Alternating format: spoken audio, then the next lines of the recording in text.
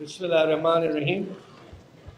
محترم صاحب زکائی صاحب، ان کی تمام ٹیم اور فرینڈ سرکل کے اور جمعیت حکیمان دہلی کے ممبران، السلام علیکم. میں آپ لوگوں کا بڑا ممنون ہوں کہ آپ نے مجھے بڑی عزت بخشی اور یہاں اس محبت سے بلایا.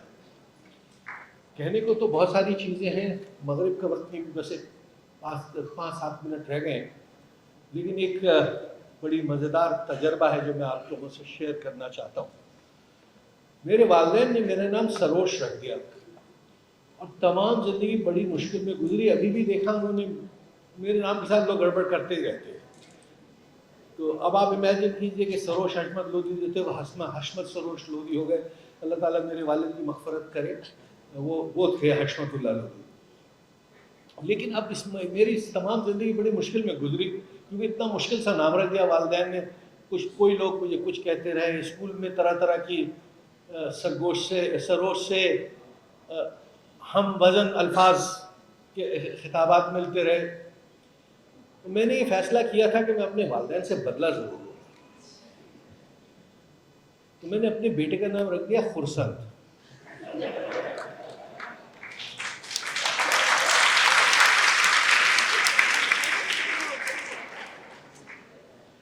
اور وہ میرے صاحبزادے جو ہیں اس کا نام ہے خرسند سروش لودھی، اور لودھی میں ایچ لکھتا نہیں. تو مجھے اندازہ ہے کہ اب اس کے اوپر ان کو میں نے بڑی مشکل میں ڈال دیا کہ اب اس کی باری ہے کہ وہ مجھ سے بدلا لے. بہرحال مجھے خوشی بہت ہے کہ اس طرح سے آج کے دور میں جہاں ڈس انٹیگریشن ہو گیا ہے، جہاں تصور کمیونٹی کا کم سے کم تر ہوتا چلا جا رہا ہے، ان حالات میں ایک بڑی مربوط کمیونٹی جو آپس میں جڑی ہوئی ہے، ایک دوسرے کے لیے خیر خواہی کے کام کر رہی ہے، یہ بڑی ایک ریئر کموڈٹی ہے. تو میں آپ تمام لوگوں کو بہت مبارکباد دیتا ہوں کہ آپ لوگوں کا تعلق اس کمیونٹی سے. آج کل تو ہماری جتنی بھی نالج ہے وہ واٹس ایپ کے اگینسٹ ارد گرد گھومتی ہے.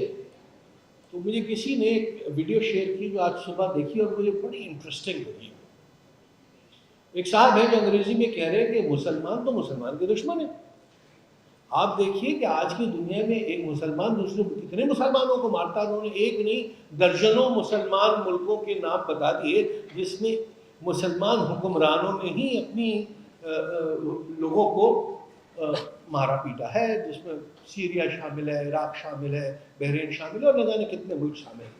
اور اس کا یہ کہنا تھا لیکن مسلمانوں کی ایک عجیب بات یہ کہ کوئی اگر غیر مسلم ان کے ساتھ گڑبڑ کرتا ہے تو وہ بہت ناراض ہوتے ہیں.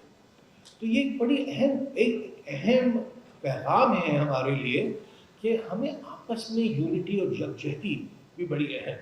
ہم نے اتنے فرقوں میں تفرقوں میں چیزوں کو ڈال دیا ہے اور اتنے مسلکوں میں ڈال دیا ہے اور اتنے ریجڈ ہو گئے ہیں کہ پھر ایک دوسرے کی ٹالرنس ختم ہو گئی ہے.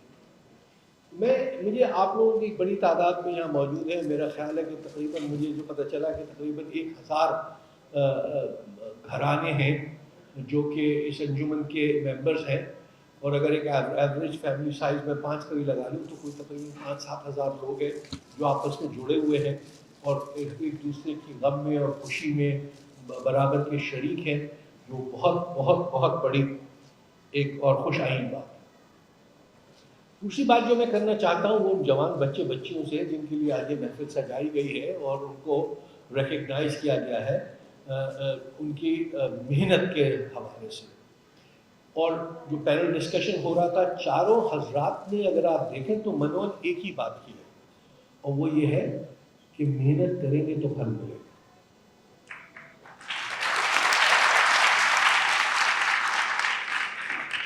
اور میں ان تمام بچے بچیوں سے کہوں گا کہ محنت کو اپنی عادت بنا لیں. محنت کسی پھل کے لیے نہیں کریں، کسی ریوارڈ کے لیے نہ کریں. محنت کو جب عادت بنائیں گے نا تو سکسیس آپ کے پیچھے پیچھے آئے گی. اور اللہ تعالیٰ کا نظام بھی یہی ہے، آپ کو جس ڈائریکشن میں جانا ہے اچھے یا برے بغیر محنت کے کامیاب نہیں ہو سکتے. یعنی یہاں حد تک میں کہتا ہوں کہ اللہ نہ کرے اللہ نہ کرے اللہ نہ کرے کہ اگر آپ کو دنیا کا بدترین انسان بننا ہے تب بھی محنت کیے بغیر نہیں بن سکتے. تو نظام قدرت ہے. اور یہ سبق میں نے سیکھا سن 2002 میں. مجھے موقع ملا پہلی دفعہ عمرے کی سعادت کا. تو ایک دن مغرب کی اذان ہونے والی تھی. میں نے طواف مکمل کیا تھا. ہمیشہ سے تھوڑا سا وزن میرا زیادہ ہے, گھٹنوں میں تکلیف رہتی ہے. تو میں دیکھ رہا تھا, بیٹھ گیا ایک جگہ. تو میں نے دیکھا کہ لوگ جو ہے, اب نعوذ باللہ اللہ تعالیٰ مجھے معاف کرے, تھوڑی سی اپنی بات کی اہمیت کو بڑھانے کے لیے شاید میں تو کچھ مبالغے سے کام لوں گا, کہ ایک بلڈنگ اس کے چکر لگا رہا. تو مجھے خیال آیا کہ اللہ تعالیٰ کو کیا مل رہا ہے لوگوں کو یہاں بھگا رہے. کیا ایسا نہیں ہو سکتا تھا کہ یہ حکم ہوتا کہ جو میرے گھر میں آیا اس میں تمام عبادتیں معاف اور صرف آرام کرے گا؟ ہو تو سکتا تھا نا. لیکن شاید اس لیے نہیں ہے کہ اللہ تعالیٰ ہمیں سبق دے رہا ہے کہ اسے محنت پسند ہے. تو بچے اور بچیوں سے میں کہوں گا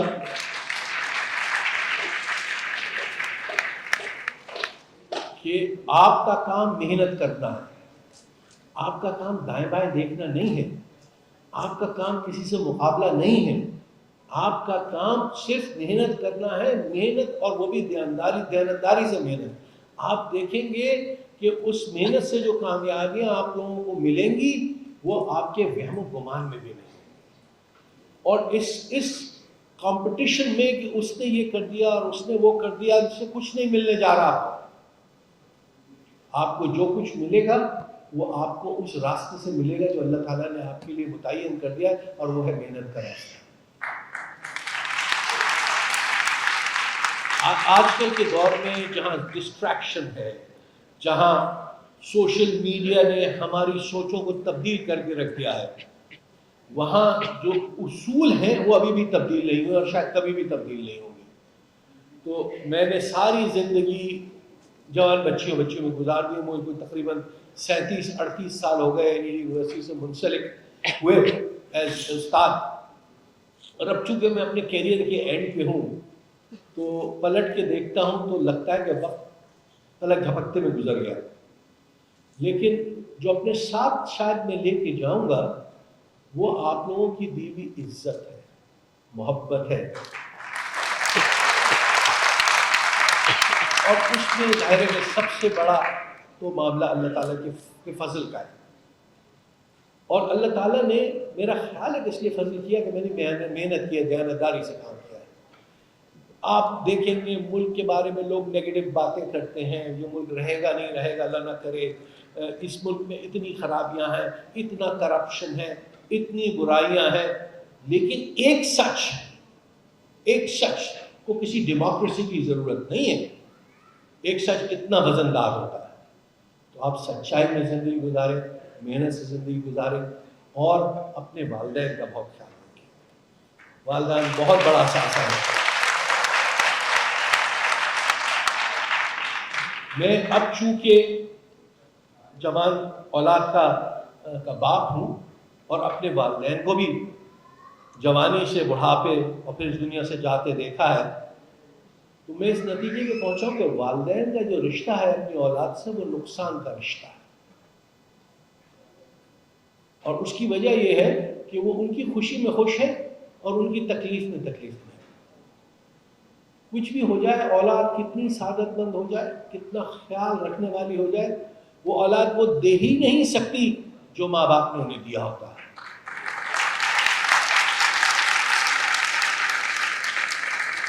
اور آج آپ جوان ہیں, کم عمر ہیں, زندگی کی مشقتوں میں لگے ہوئے ہیں. ایک وقت آئے گا آپ لوگ بھی انشاءاللہ صاحب اولاد ہوں گے, پھر آپ کو احساس ہوگا کہ والدین کتنی قیمتی چیز ہوتے ہیں. ان کا خیال رکھیے, اپنے بزرگوں کا خیال رکھیے, اپنے دوستوں کا خیال رکھیے. بہت شکریہ.